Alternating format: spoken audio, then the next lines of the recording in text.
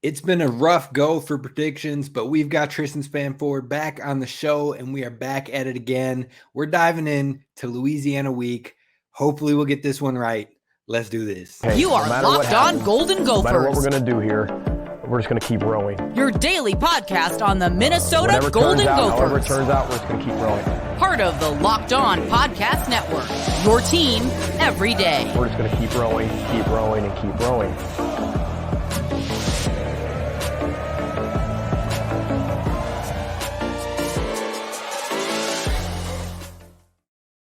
You're listening to Locked On Golden Gophers, part of the Locked On Podcast Network, your team every day. My name's Kane Rob, host of the podcast, former collegiate football video coordinator and recruiting assistant, here to talk Golden Gophers with you each and every day of the week, Monday through Friday. And we are joined by our weekly co-host, Tristyn Spann-Ford.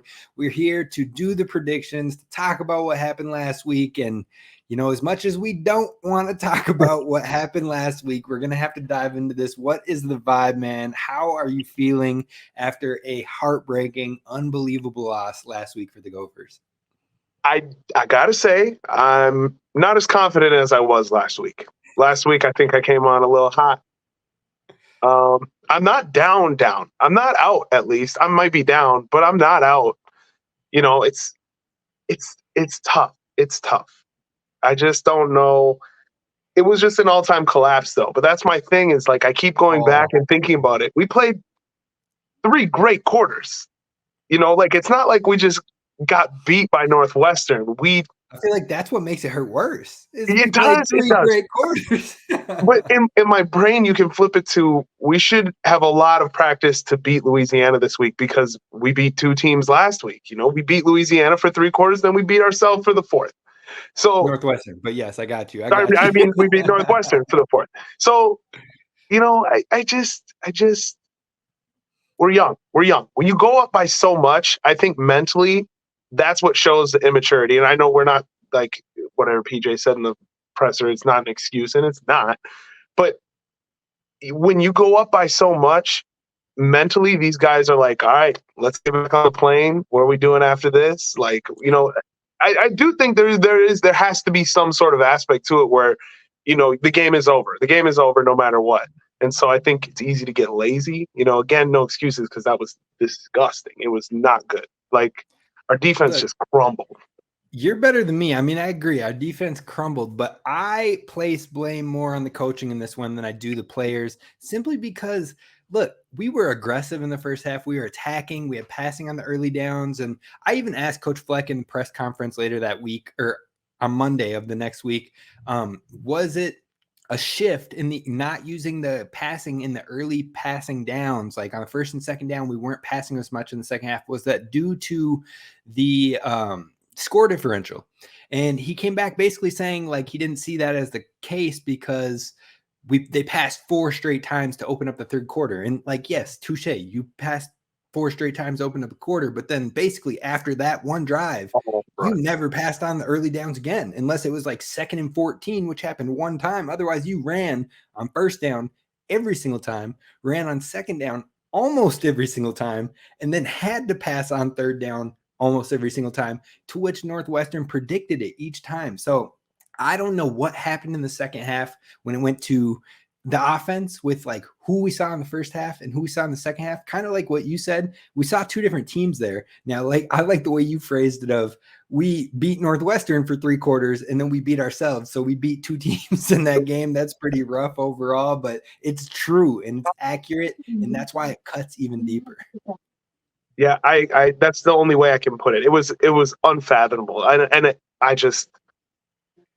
I had no words, and I still don't have any words. I don't know. I don't know. It's just like we literally like the brains were just not clicking on any sides of the ball. The coaching was all like, it was just ridiculous. And I knew I in my brain, I knew it was going to get conservative. I was like, we're probably going to run. We're up by a lot. Like PJ does not want to turn this ball over.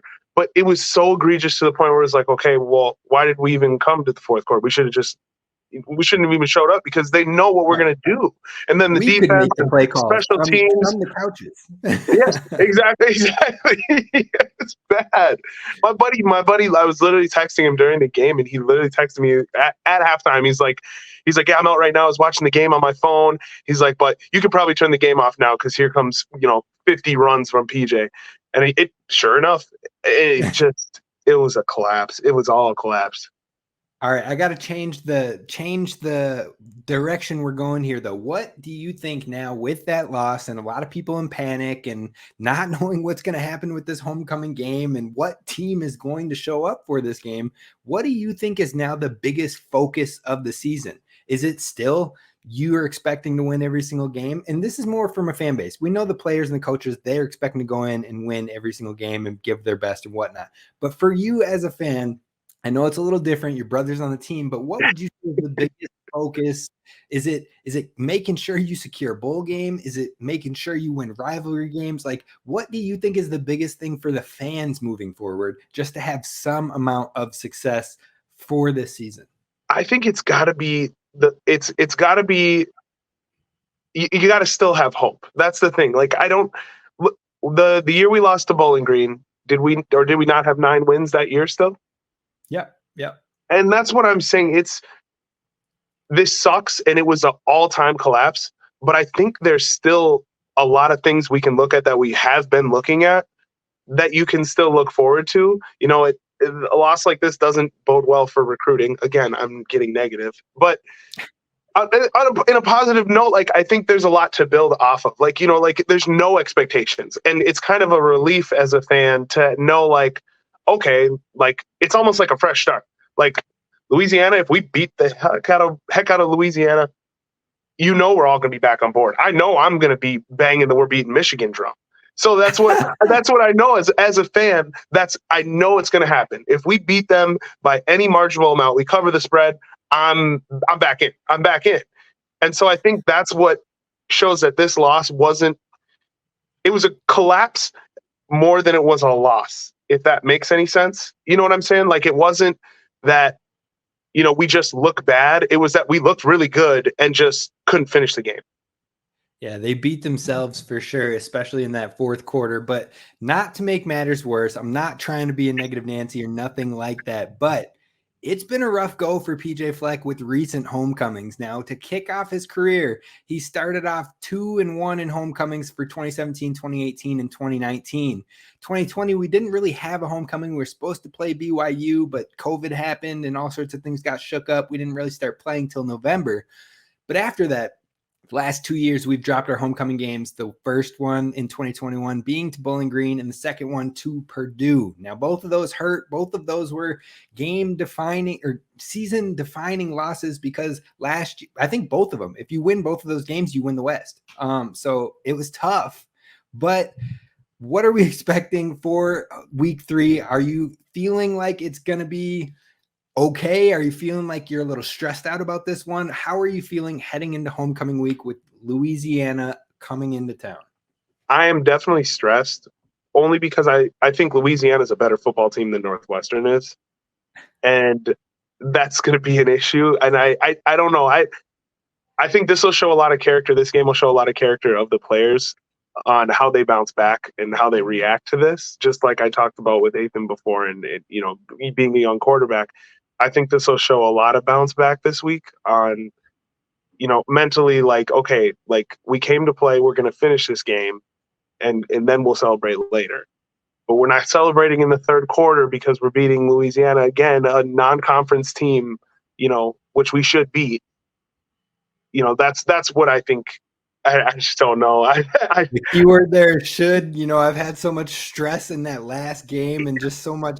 Look, it left a bad taste in my mouth. It makes it hard to hope. So we need them to you need them to bring you back on board. You need them to show you more fluke happened in that fourth quarter than what we are going to see moving forward. It's a big task, but it has to happen if you want the fan base to buy back in for the rest of the season, especially as we hit Big Ten play.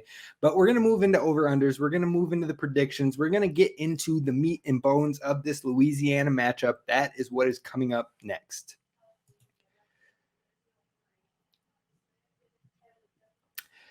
First, I got to talk to y'all about our friends over at Nutrafol, because Nutrafol, you don't have to choose between better hair growth and your health, Nutrafol provides a whole body health approach for men to promote healthier hair. No drugs, no compromises, just better hair. On top of that, men think losing your hair is inevitable, but you can take control of your future with Nutrafol's science-backed hair growth supplement. So you can go to Nutrafol.com/men to take their hair wellness quiz. Identify the causes of your thinning hair, and Nutrafol will give you a personalized plan for better hair health through your whole body wellness.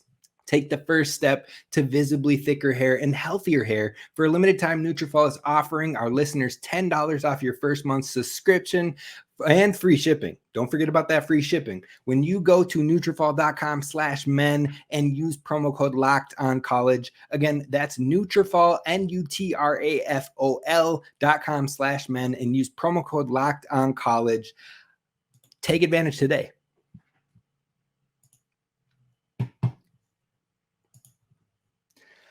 All right, Tris. So we're jumping into these over-unders. I got to give it to the winner of last week's predictions. I feel like nobody's a winner. I feel like we shouldn't even count it. But the winner for last week was you again. Now, we both did terrible. Like, we both did absolutely and rightfully so, because we thought we were going to run away with that game.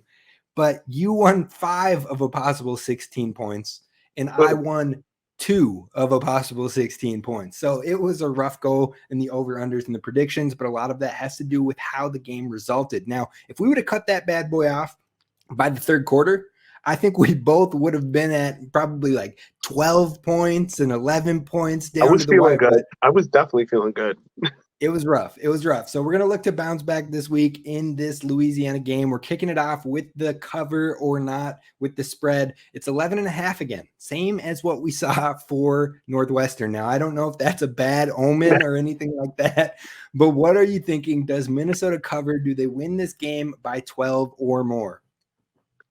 Yes, they cover this week. This is a get right game, as much as a get right game can be.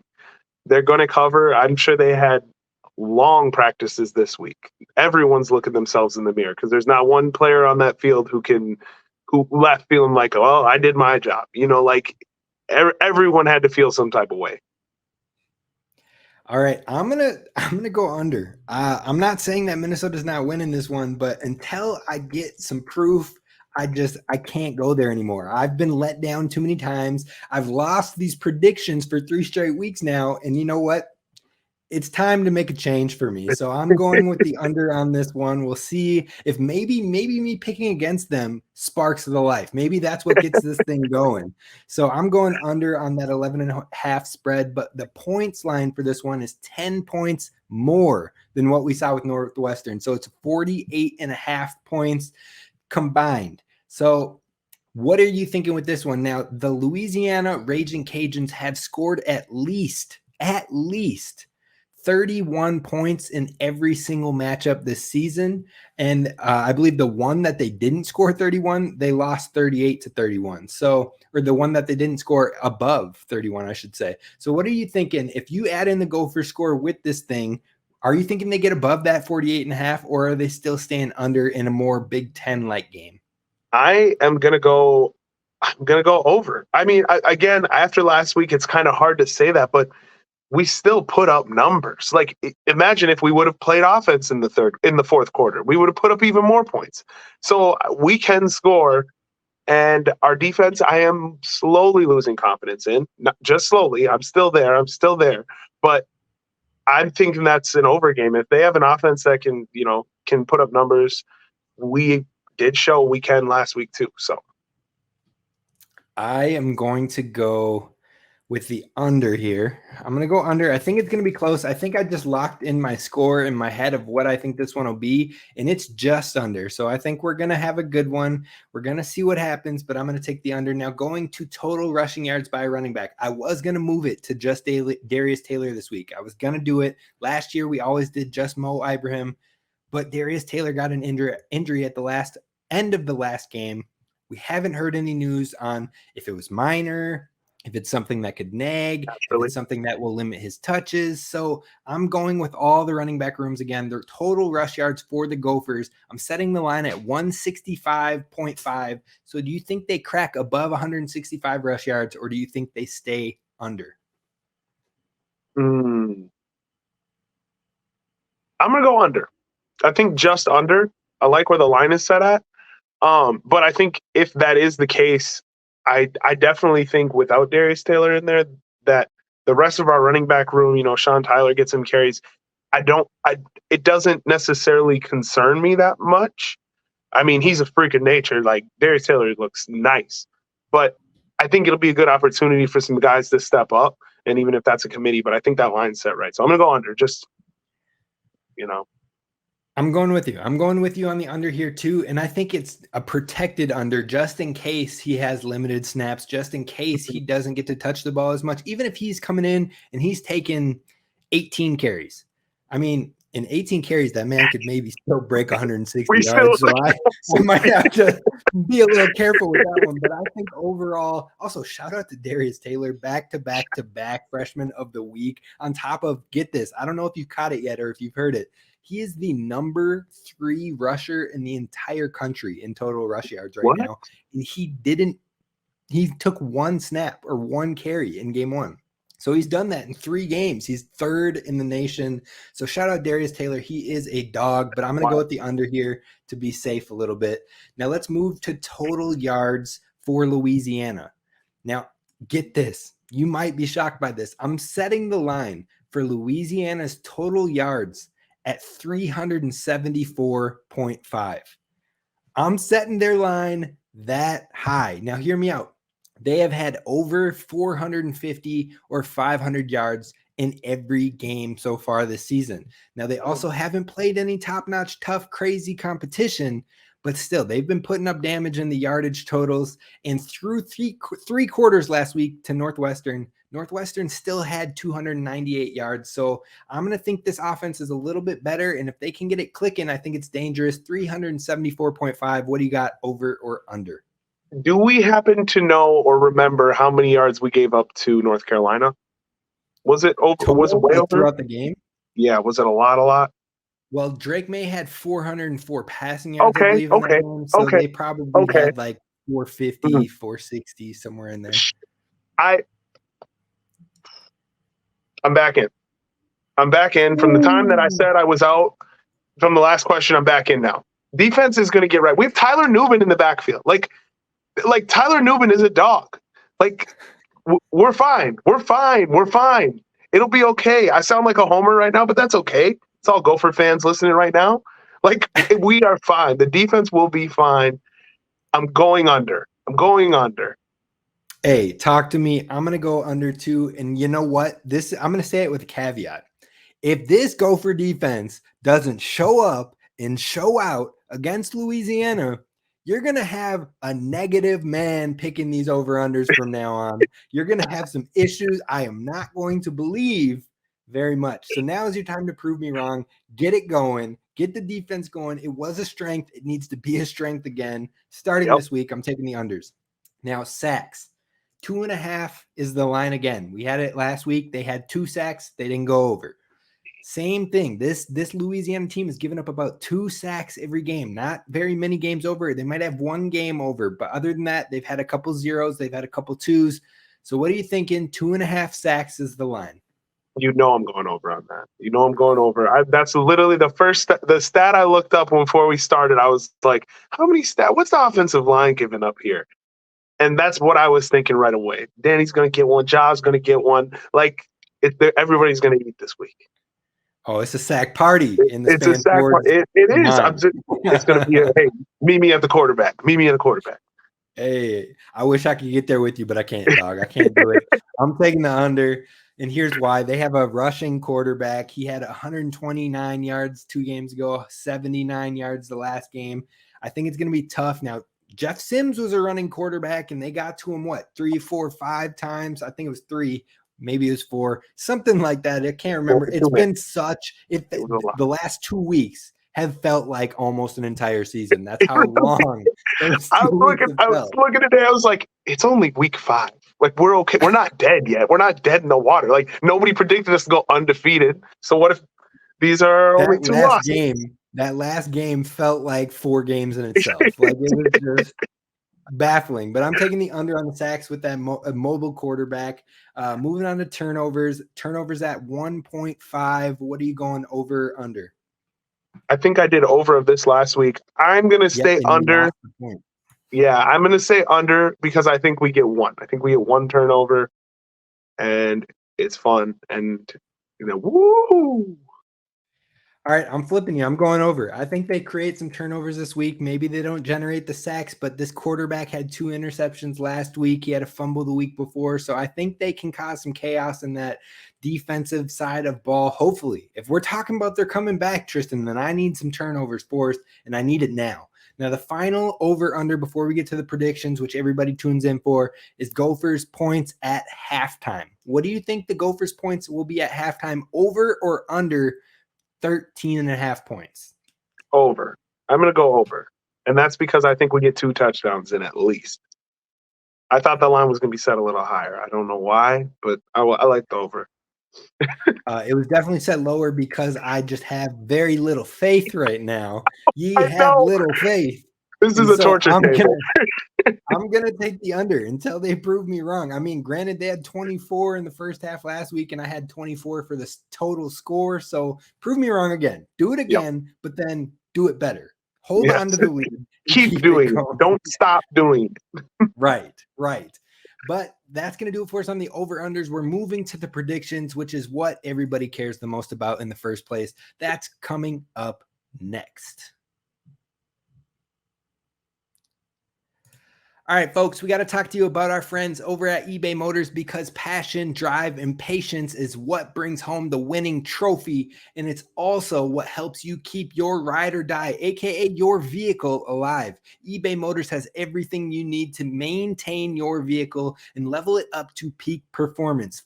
From superchargers, roof racks, exhaust kits, LED headlights, and more. Whether you're into speed, power, or style, eBay Motors has you covered with over 122 million parts for your number one ride or die. You'll always find exactly what you're looking for.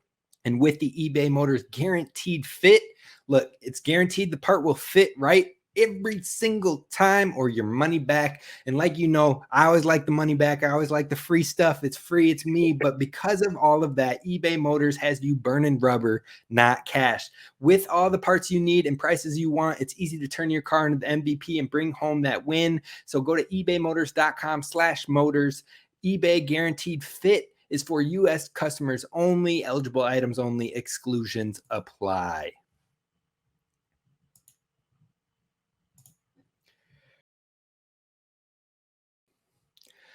All right, Gophers fans, we're doing it. We're doing the predictions. We're wrapping it up. And this is my favorite part of the show. And we're kicking it off with a new question. Will Zach Evans get a carry in this game? With the uncertainty of, will the Darius Taylor injury be a thing? Will he be able to run as much? Will he be limited at all?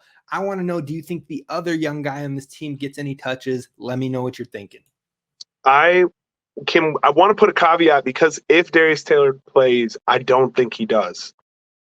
Only because if he did, you can't have the caveat. You got to go with your gut. If you think he's playing, then I'm going yes. I want everybody to play. I'm going yes. I just don't see why. Then I'm going yes. If I don't get a caveat, I'm going yes. He's like, I want everyone to play. Yeah, I do. I do. Time. Everybody should. I just want to see him. I want to see what he's got. He's highly touted, like why, I don't know why he didn't get more, like why he didn't last week. Like, bro, I don't know why he didn't get a touch all year. Like, it's baffling me. This dude had the entire fan base excited. The combination had the fan base excited. Dude went off in the spring game. They can run a ball. Run a ball. It's crazy. It's crazy. It's wild. So, it is wild. I also am saying yes on this one. And if it doesn't happen this game, I don't know if we see him the rest of this year. If it can't happen versus Louisiana, when is it going to happen? When are you going to have trust in this running back? He must be seeing PJ seeing something in practice. We're not, but I don't know. This is crazy town. Either that or Zach Evans did something wrong, man. This man, he said the wrong word, I don't know what happened.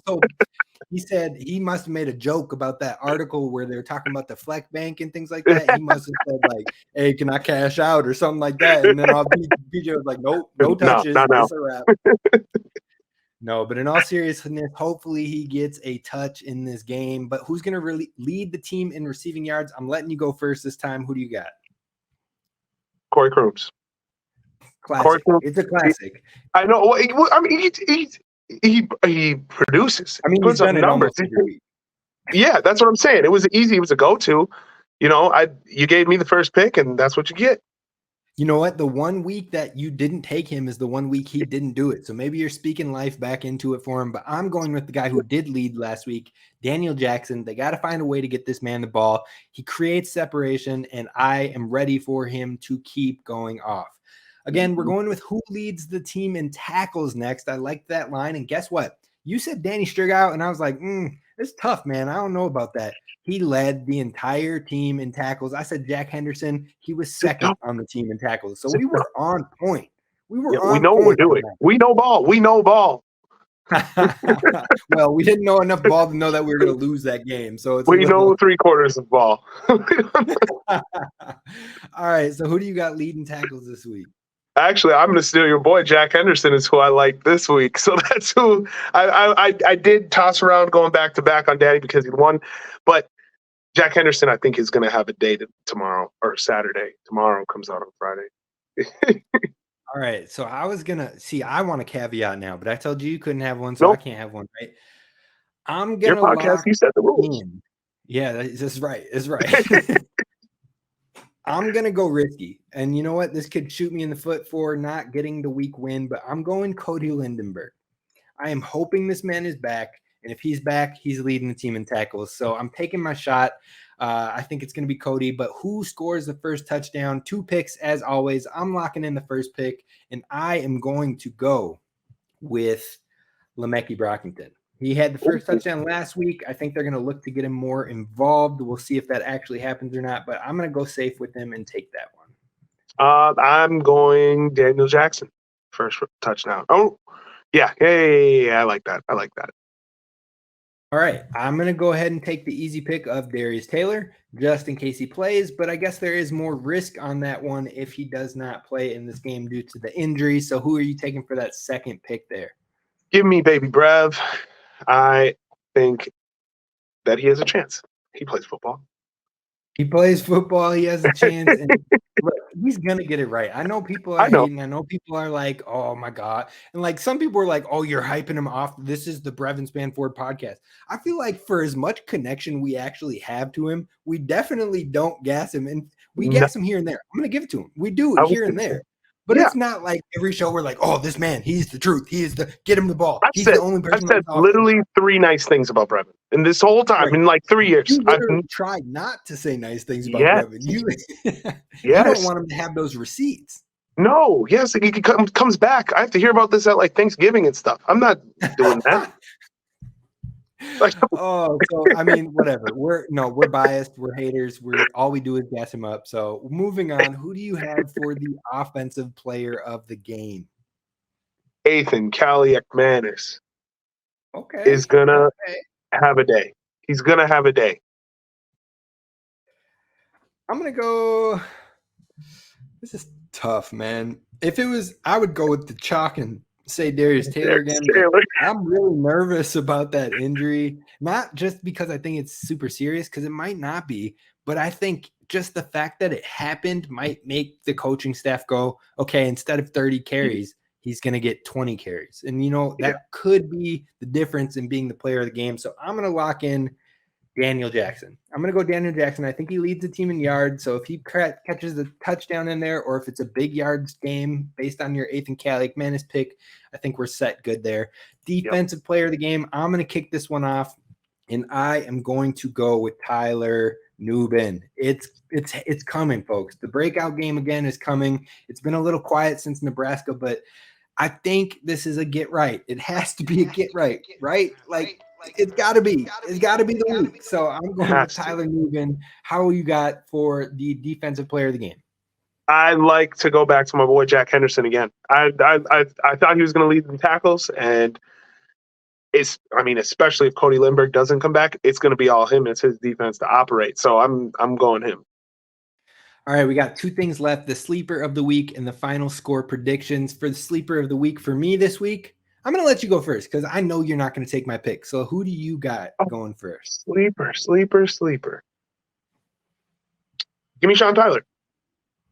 Okay. Is he considered a sleeper? I mean, if he starts and if I mean, Darius Taylor he doesn't didn't play, miss I a mean, touch last week, so I'd say we're Oh, he's sleeping. I mean, Yeah, Sean Tyler. All right, I am going to go with Craig McDonald. Craig McDonald, cornerback, officially cleared, got his waiver of eligibility to play. Now, the biggest question is, will he get a lot of snaps? Will he get the opportunities? I think that he's talented, and they worked him in the fall camp, so it's not like he hasn't played with this team. Yeah. I think he'll get some run, and if he shows up and shows out, I think they let him keep getting run. So I'm going to take him as a sleeper for this week. We didn't even talk about that, but yeah, I love that. That's a great pick. I probably should have had us open the show with that, but I don't see why. it would I have been don't see some why they wouldn't run him. positivity. Yeah, Right. yeah, exactly. I don't see why they wouldn't run him. All right. So final score predictions. What do you got here? What do you have overall? Now you said over on 48.5 points, and you have the over on 11.5 difference. So what are you thinking for your final score? My final score. Oh boy. Oh boy. I said over 31-24 because we can never just no, because I said we'll cover the spread. 31. Football math is the hardest. Give me one more touchdown after that. 38-24. That's a lot of points scored, but 24. And does that I make am going sense? lower than that. Yeah. But it works out for you. I'm going lower than that, but I do think it is going to be a close one. I am going to say, I was going to say 30-17, but I just don't know if my confidence is there. I might say 27-20. I